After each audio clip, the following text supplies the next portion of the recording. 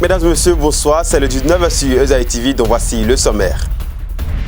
Modeste Oboula persiste dans le tracé de la ligne rouge. Il a procédé hier au déguerpissement des véhicules en stationnement sur les terre-pleins centraux. Plus de détails dans ce journal. Les reporters ont sillonné la ville de Cotonou pour constater l'ambiance qui prévaut à l'approche des fêtes de fin d'année. Vous aurez également dans ce journal l'atelier de validation des documents de la politique nationale de l'emploi et du plan national d'action pour l'emploi 2017-2021. À nouveau, bonsoir. Organisé par le ministère du Travail, de la Fonction publique et des Affaires sociales, l'atelier de validation des documents de la politique nationale de l'emploi PNE et du plan national d'action pour l'emploi PNAE 2017-2021 a eu lieu ce jour à Cotonou. Plusieurs activités ont meublé cet événement. Tatiana Kpade et Mounir Dorego. L'ouverture des travaux de l'atelier de validation des documents de la politique nationale de l'emploi PNE et du plan national d'action pour l'emploi PNAE 2017-2021 a été effective ce jour. Cet événement vient à point nommé à la rescousse des personnes en situation de chômage et est parvenu au lendemain de la quinzaine nationale de l'emploi.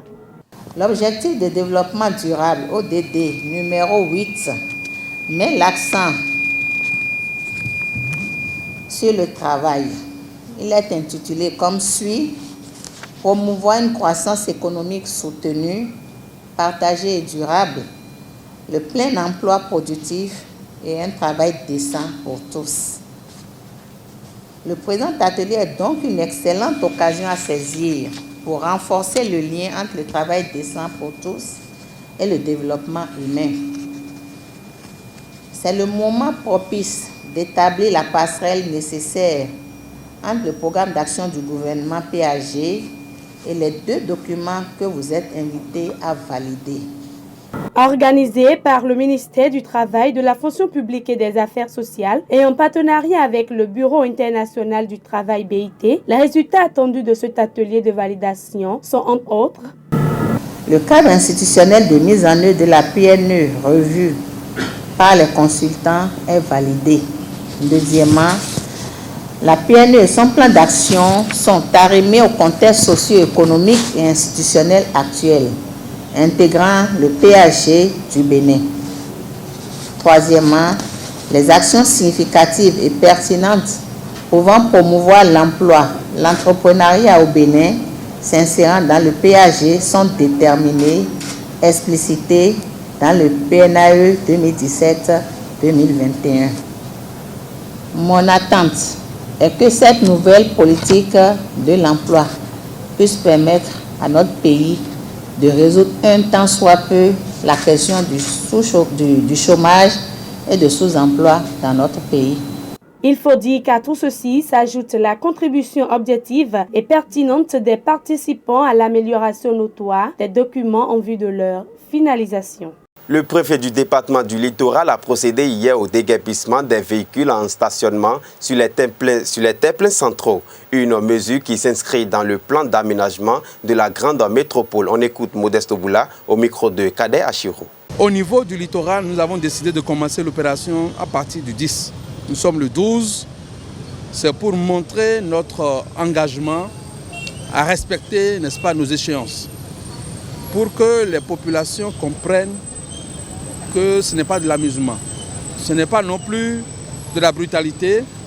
Nous sommes dans une démarche conciliante pour permettre à chacun de nous de tirer grand profit de cette opération. Ce qui est important de dire, les grands artères, les TPC, nous avons commencé l'opération par les TPC, les terre-pleins centraux, qui regorgent de façon anarchique le stationnement de véhicules tous azimuts, des véhicules d'occasion destinés à la consommation. Il me semble bien que cette activité est régie par un certain nombre de règlements. Si vous n'êtes pas capable d'avoir un garage pour votre véhicule, laissez-le sur les parcs. C'est totalement indélicat de sortir un véhicule sur le parc et de venir l'exposer dans les trottoirs. Cotonou n'est pas grand. Et si les étrangers arrivent chez nous, la première impression qu'ils ont du pays, puisque Cotonou est la vitrine du pays, c'est l'état d'insalubrité d'incivisme, l'état de dysfonctionnement des plans d'urbanisme de la ville. Donc nous sommes tenus, je dis bien tenus, de faire en sorte que petit à petit, Cotonou puisse être relégué au rang des villes qui sont dans les normes au plan régional. L'opération a effectivement démarré aujourd'hui et je voudrais inviter les populations à prendre la mesure de notre engagement, à nous prendre au sérieux. Nous ne sommes pas en train de nous amuser. Ce n'est pas pour intimider, ce n'est pas pour faire peur, mais c'est pour avertir encore suffisamment. Les délais seront respectés, les négociations vont se poursuivre, mais dans la fermeté. Je pense que cette opération va permettre aux uns et aux autres de comprendre que nous ne pouvons plus faire retour. Nous devons aller. Malgré les difficultés, il nous faut transcender les difficultés, échanger davantage avec les populations, mais il nous faut aller. La mairie de Cotonou, sur les TPC, n'a pas de pouvoir. C'est un domaine public par excellence. Et nous avons été suffisamment clairs. Même les autorisations d'occupation sont essentiellement précaires en ce qui concerne les domaines publics. Mais particulièrement par rapport au TPC, c'est totalement inadmissible. Il faut que les populations comprennent. Un TPC n'est pas fait pour recueillir des véhicules qui doivent stationner du matin au soir. Un TPC est fait pour recevoir, comme vous avez constaté, des arbres. Vous comprenez? Des aménagements sommaires pour agrémenter la vie, pour embellir la vie. Et du point de vue sécuritaire, lorsqu'il y a un braquage ou qu'il y a une opération, un incendie, etc., on n'a même pas assez pour circuler du fait de ce stationnement anarchique. On ne peut même pas avoir une visibilité au niveau de la ville pour opérer, pour secourir en cas de besoin, simplement parce que certaines personnes ont décidé d'obstruer la vue. Donc, la démarche participe non seulement de l'embellissement, de l'aménagement de la ville, mais aussi et surtout de la sécurisation des biens et des citoyens. Donc, il faudrait que les citoyens comprennent, nos compatriotes comprennent que c'est dans leur intérêt premier que nous agissons et non contre leur intérêt. La mutation des vendeuses de jouets et autres articles de fête vers de nouveaux sites n'est pas une réalité. C'est tout au moins ce que l'on peut retenir du constat fait par une équipe de Esaïe TV sur le site situé en face de la place des Martyrs, octroyé par la préfecture de Cotonou. Abdelkader Achiro pour le reportage. Derrière ce triste visage se cache une grande amertume et un profond regret qui n'est rien d'autre que celui d'avoir eu la crainte de l'autorité. Cette femme ici présente est la seule qui s'est conformée à la nouvelle mesure du préfet du département du Littoral relative au dégagement des vendeuses de jouets et autres articles de fête des abords des voies vers de nouveaux sites octroyés par la préfecture. Ici, en face de la place des Martyrs, le constat est visible. C'est presque un désert de vendeuses. Moi aussi, je ne comprends plus rien. On nous avait dit de venir ici le 10. Au plus le 10 d'être ici. C'est comme ça que j'ai respecté la volonté de l'autorité. Je suis arrivée depuis le 10 ici. Et à ma grande surprise, je remarque que je suis la seule ici. Selon certaines indiscrétions, le préfet a eu une séance de travail le week-end dernier avec une poignée de vendeuses de jouets et autres articles de fête. Il en ressort de cette séance de travail que l'autorité préfectorale accorde une période de grâce et retient le 27 décembre prochain comme dernier délai. J'étais à Avenue Stemez, en face de Mouve. Le commerce entre là-bas et ici. Ici, il n'y a rien. Depuis samedi que je suis arrivé jusqu'à aujourd'hui, je n'ai rien vendu, pratiquement rien vendu. Tous mes autres camarades me demandent de revenir en arrière. Je me demande, je vais revenir encore là-bas. Et le 25, je ramène encore les jouets ici. Je n'aime pas trop me gêner, c'est pour ça que j'ai attendu le 10 avant de faire sortir mes bagages. Et j'ai respecté maintenant, voilà ce qui se passe. Je ne sais plus quoi faire. Je suis déboussolée, je suis anéantie. Sincèrement, je suis dépassée. Parce que je ne sais pas. les lieux ne sont pas encore électrifiés et sans latrine. Avoir peur de l'autorité pourrait parfois être une source de malheur. Désespérée et perdue, cette femme, mère de famille, n'a que pour seule alternative celle de subir et de se tourner vers la miséricorde divine afin d'espérer le miracle. De nouvelles mesures et dispositions sont prises par les forces de défense et de sécurité pour garantir une période de fin d'année dans la paix et la quiétude aux populations béninoises. On écoute le commissaire Richard Kodandé, porte-parole de la police nationale au micro de nos reporters. Vous savez, la police, dans ses pouvoirs régaliens, assure la sécurité, offre la tranquillité, la paix et l'ordre public aux citoyens. Mais les fêtes de fin d'année sont des occasions au cours desquelles les citoyens momentanément dégénérés cherchent à multiplier des occasions de commission des infractions pour, selon eux, fêter et mieux fêter que les autres. Et la police béninoise, en particulier le commissariat central de la ville de Cotonou, ayant pris la mesure de la question, a mis les petits plats dans les grands pour offrir aux Cotonois une fête nickel. Dans ce cadre-là, vous devez constater que depuis un certain temps, les grands axes routiers, les carrefours importants de la ville ont été tenus et bien tenus avec l'assistance et le concours de nos collègues de l'armée de terre. Vous devez aussi constater que les patrouilles ont été décuplées et il y a plusieurs de nos quartiers qui sont systématiquement gardés et bien gardés. Il y a également un dispositif impressionnant au niveau et autour de la zone commerciale qui fait que cette zone est assurée. La sécurité est au top niveau. Et donc, les forces de police sont en alerte maximale pour que tout se passe bien. Je voudrais dire qu'il y a également une grande équipe en tenue civile qui sillonne les coins et les recoins de la ville pour que toute velléité soit découragée avec la dernière rigueur. De façon ramassée, voilà, en dehors de ce qu'on faisait avant, nous avons pu quand même doubler nos efforts pour que le Béninois, ou si vous préférez le Cotonois, ait une fête sans problème, sans difficulté, sans accroc. En un mot, une bonne fête. Je voudrais inviter les populations à de bons comportements. Parce que lorsque vous-même, vous ne mettez pas les comportements qu'il faut et vous faites des appâts ou des pièges aux criminels qui ne cherchent rien d'autre que de s'approprier les biens d'autrui, ils vont sauter sur ces occasions. C'est pourquoi, par ma voix, le commissaire central souhaite à chacun d'avoir des comportements qui ne prêtent pas flanc aux criminels. Entre autres comportements, lorsque vous voulez vous coucher, fermez votre porte, fermez les fenêtres, votre portail.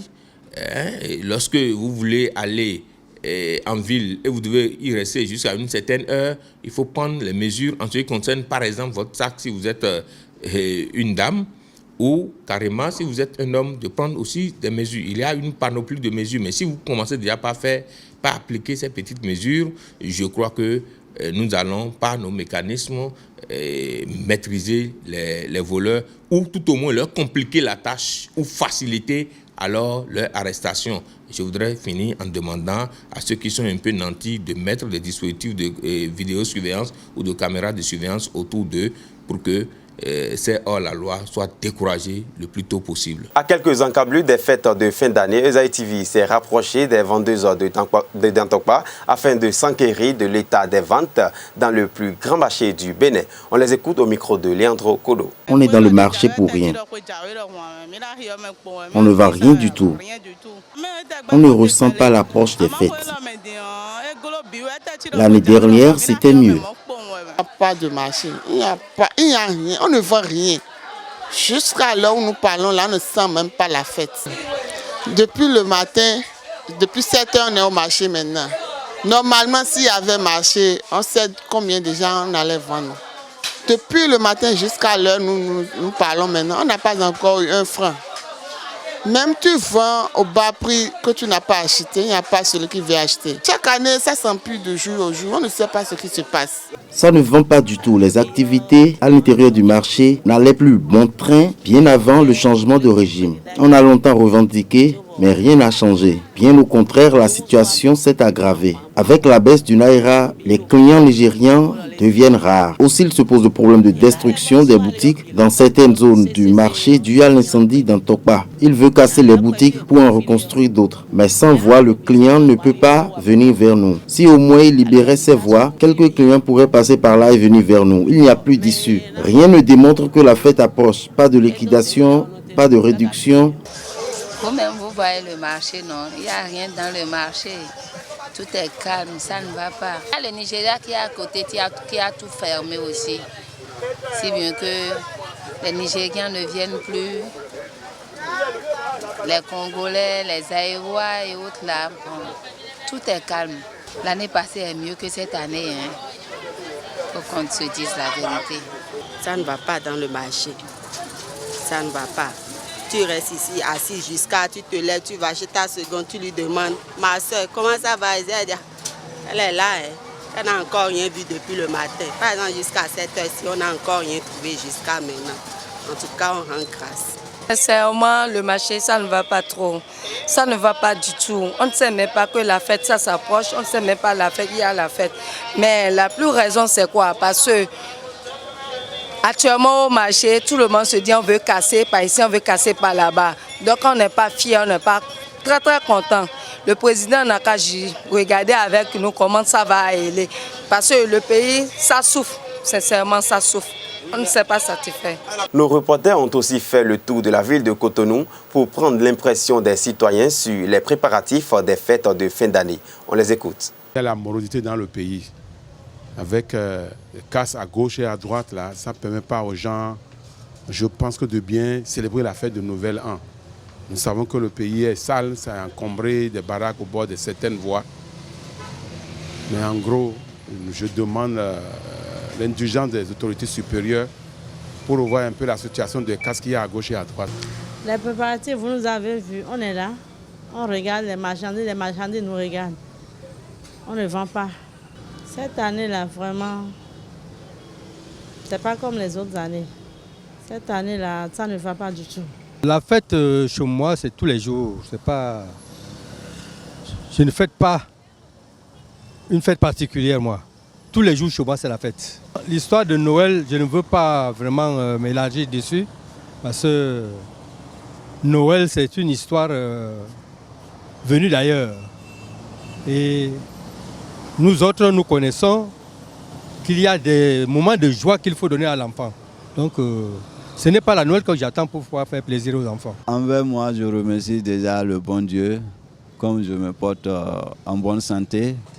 Et par mon petit activité que je joue, ça va à petit coup, même si le pays, si ça ne va pas, au moins, si je sors, mon peu là, le bon Dieu me donne et je me débrouille avec ma famille. La page inter pour finir, c'est une signature de Scholastique Azoma. Au Gabon, le rapport final des observateurs de l'Union européenne sur l'élection gabonaise a été présenté officiellement hier à Libreville. Un rapport de 65 pages relève que les résultats du Haut-Ogooué contiennent des anomalies au niveau des commissions électorales. En effet, le taux de participation tel publié par le ministre de l'Intérieur gabonais est estimé à 99,93%. S'avère faux. La Commission de l'Union européenne, dans son rapport, a un taux de 55,24% dans le Haut-Ogooué. L'opposant Jean Ping attend désormais de la communauté internationale et de l'Union européenne, de l'Union africaine et des Nations unies. Le ministre gabonais des Affaires étrangères, Pacome Mumbele Boubeya, temporise. En République démocratique du Congo, 7 hauts responsables de l'armée, de la police et de l'administration congolaise ont été sanctionnés par le Conseil européen hier. Ils sont accusés d'avoir participé à la répression violente des manifestations du 19 septembre dernier. L'Union européenne a gelé les avoirs éventuels en Europe et en suspendant l'obtention de visas pour se rendre sur le vieux continent. De son côté, Washington a sanctionné 2 membres du gouvernement dont le ministre de l'Intérieur. En Gambie, la communauté économique des États de l'Afrique de l'Ouest CEDEAO a dépêché une mission à Banjul cet après-midi. Une délégation composée de plusieurs chefs d'État venus du Libéria, du Nigeria, du Ghana et de la Sierra Leone. L'unique objectif affiché par la délégation est de pousser Yahya Jammeh à quitter définitivement le pouvoir lors de leur rencontre. En Gambie, Yahya Jammeh est aussi de plus en plus isolé. Après les professeurs d'université, les avocats viennent d'annoncer que ce volte-face était une trahison. Le chef d'état-major de l'armée Ousmane Badji a affirmé sa loyauté au nouveau président élu Adama Barrow. Hors des frontières africaines, changement de secrétaire général à la tête de l'ONU. Le Portugais Antonio Guterres a prêté serment hier pour devenir le 9e secrétaire général des Nations Unies. Il prendra officiellement ses fonctions le 1er janvier prochain. Dans son discours, l'ancien premier ministre portugais a mis l'accent sur la situation de la Syrie qui doit être une priorité pour nous tous. L'ONU espère que Antonio Guterres saura redonner un rôle de premier plan dans la diplomatie mondiale. Mesdames et messieurs, c'est la fin de ce 19 sur Ezaï TV. Merci de l'avoir suivi. Restez toujours connectés sur le www.ezaïtv.com. Bonsoir.